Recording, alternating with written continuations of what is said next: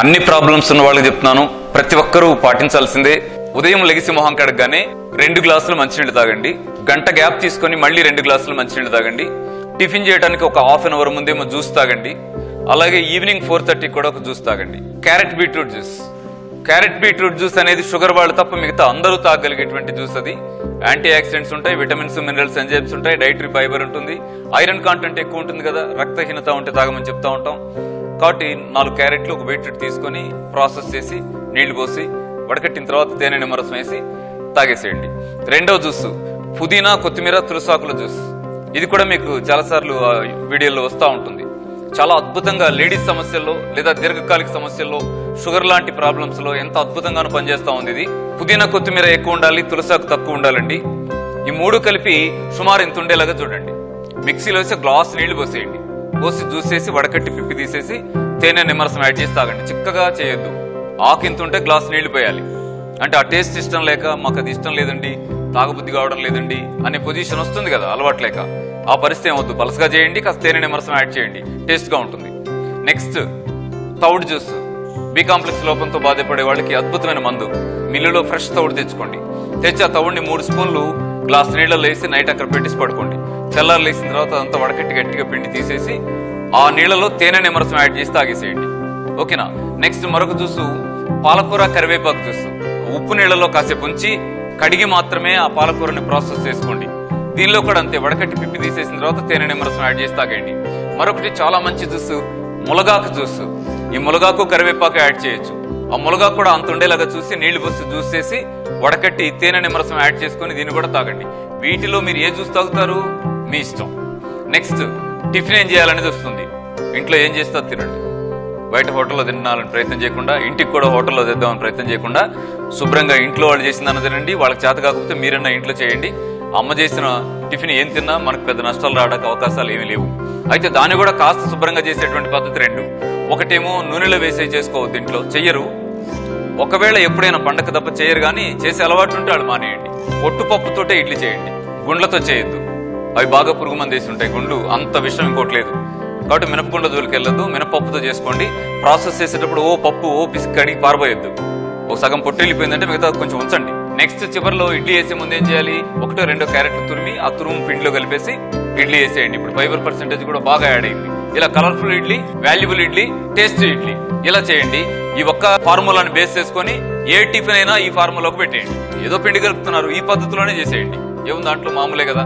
దోశ పోసినా ఇంకోటి చేసినా ఏం చేసినా మీరు ఇలా పద్ధతిలోనే చేసేసుకోవచ్చు, దృష్టిలో పెట్టుకోండి. నెక్స్ట్ ఈ టిఫిన్ చేసిన తర్వాత భోజనానికి టిఫిన్ కి మధ్యలో గంటకో గ్లాసు అట్లా 2-3 గ్లాసులైనా కనీసం మంచినీళ్ళు తాగే ప్రయత్నం చేయండి. అరిగిపోయిన టిఫిన్ బ్లడ్ లో కలవడానికి వీలుగా. ఆ తర్వాత భోజనానికి కరెక్ట్ గా హాఫ్ అన్ అవర్ ముందు 2 గ్లాసులు మంచినీళ్ళు తాగి ఉండండి. నీళ్లు తాగితే అన్నం ఎలా తింటాం అనకండి, అర్ధగంట ముందే తాగేస్తారుగా, ఇబ్బంది ఏమి రాదు. హాయిగా మనం తినగలిగినంత తినొచ్చు. ఇలా ప్రాసెస్ అయిపోతాయి అవి. ఓకేనా.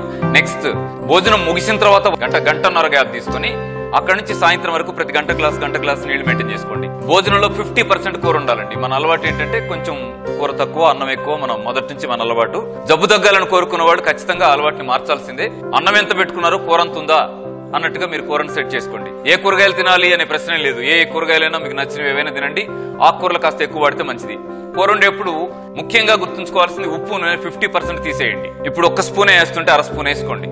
మేము తక్కువ వేస్తామండి, 1/2 స్పూనే వేస్తాం, మంచిది 1/2 స్పూన్ వేయండి. అదేంటి నూనె వద్దా, ఏమొద్దు. ఎందుకంటే కొవ్వు కావాలంటే నూనె తినాలి అనేది అప్లైడ్ సైన్స్ కాదు, మొరటి సైన్స్ మాత్రమే. హెల్త్ సైన్స్ కు ఉపయోగపడే ఒక ప్రతిపాదన అది కాదు. చిన్న మాట చెప్తాను. మా ఇంట్లో దున్నపోతుంటుంది, దాని ఒంటి నిండా కొవ్వు ఉంటుంది. అది ఎప్పుడు నూనె తినది?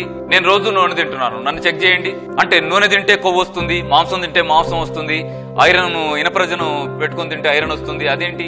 అది అప్లైడ్ సైన్స్ కాదు. ఆహారంలోంచే ఏది రావాలన్నా రావాలి. అలాగే ఆయిల్ కాంటెంట్ ఏదైనా బాడీకి రావాలంటే కూడా ఆయిల్ నుంచి రావాలా. ఆయిల్ కోసం మీరు అవసరమైతే నువ్వుల పౌడర్ ని యాడ్ చేసుకోండి, వేరుశెనగ గింజల పౌడర్ ని యాడ్ చేసుకోండి, మినపప్పు పొడి చేసి పౌడర్ ని కూరలో యాడ్ చేసుకోండి, మంచి శనగ గింజల పౌడర్ యాడ్ చేసుకోండి. ఇలా టేస్ట్ పెరుగుతుంది, ఆయిల్ కాంటెంట్ వస్తుంది, చాలా హాయిగా రుచిగా ఉంటుంది.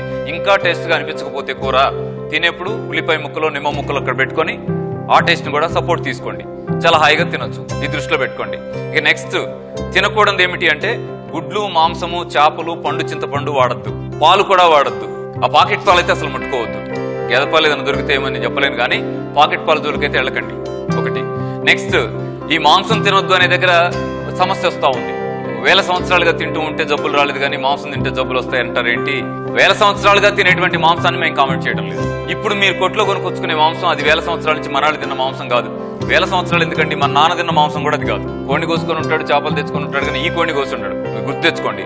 నెల రోజుల కోడి పిల్ల ఏదో హార్మోన్స్ ఇంబ్యాలెన్స్ అయ్యి ఇంజెక్షన్ వేస్తే ఇంతలా అవుతా ఉంది. దృష్టిలో పెట్టుకుని ఆ గుడ్లు, ఆ కోడి మాంసాలు అలాంటి అడ్జోలికి వెళ్ళకండి. నెక్స్ట్, సాయంత్రం 4:30కి జ్యూస్ తాగుతారు కదా, జ్యూస్ తాగిన 1 అవర్ తర్వాత మళ్ళీ 2 గ్లాసులు మంచినీళ్ళు తాగండి. రాత్రి పెందలాడి తినేయండి. 7 అయ్యేసరికి తింటం అయిపోవాలి. ఈ మాట చాలా బాగుంది, ప్రాక్టీస్ లో ఇబ్బంది ఉంది. ఎందుకు? షాప్ బంద్ చేస్తే 11 అవుతా ఉంది, జాబు మానేసి ఆఫీస్ నుంచి బయటకు వచ్చేసరికి 7 అవుతా ఉంది. ఇలా చాలా మందికి ఉండే సమస్యలు ఉంటా ఉన్నాయి. కానీ సమస్య ఏంటంటే ఎంత పెందలాడి తింటే అంత బాగుంటాం. మరి ఎలా దీన్ని పరిష్కరించడం చూడండి. మీకున్నంతలో మీ కండిషన్స్ మీద ఆధారపడి ప్లాన్ చేసుకోండి. లేదా ఉదాహరణకి మీరు షాప్ లో ఉండేవాళ్ళు అనుకోండి, 7 గంటలకు వెళ్ళి తినేసి వచ్చి మళ్ళీ మూవ్ చేసుకోవచ్చు. గంట తింటామా ఏంటి? ఎంతసేపు తింటామండి? నెక్స్ట్, ప్రాబ్లం ఉన్న వాళ్ళు ఎవరైనా నైట్ భోజనం అంటే ఓన్లీ పండ్లే దృష్టిలో పెట్టుకోండి. మీకు షుగర్ ఉందా, బీపీ ఉందా, థైరాయిడ్ ఉందా, గర్భసంచిలో ప్రాబ్లం ఉందా, మోకాళ్ళ నొప్పులు ఉన్నాయా, క్యాన్సర్ ఉందా, ఇంకోటి ఉందా, చిన్న సమస్య నుంచి పెద్ద సమస్య దాకా ఏ సమస్య ఉండని రాత్రి భోజనం అంటే పళ్ళే అని పెట్టుకోండి. యూట్యూబ్ లో ఉన్నది ఫాలో అయ్యి వచ్చి చెప్తా ఉంటారు, కలుద్దామని వచ్చామండి. ఏంటి చెప్పండి అంటే ఇచ్చేస్తాం. ఎలా ఉందంటే అంత నార్మల్ లో ఉంది. మరి నేనేం చెప్పానండి అంటే ఎంత సంతోషం అనిపిస్తుంది అంటే, వాళ్ళ ఆహారమే మందు అవ్వాలంటామే, అలా హాస్పిటల్, మందు, డాక్టర్ అంతా వాళ్లే అయ్యి బాగుపడిన తర్వాత చెప్పి వెళ్తా ఉంటే ఎంత సంతోషంగా ఉంటా ఉందో. ఫ్రూట్స్ కి అంత వాల్యూ ఉంది.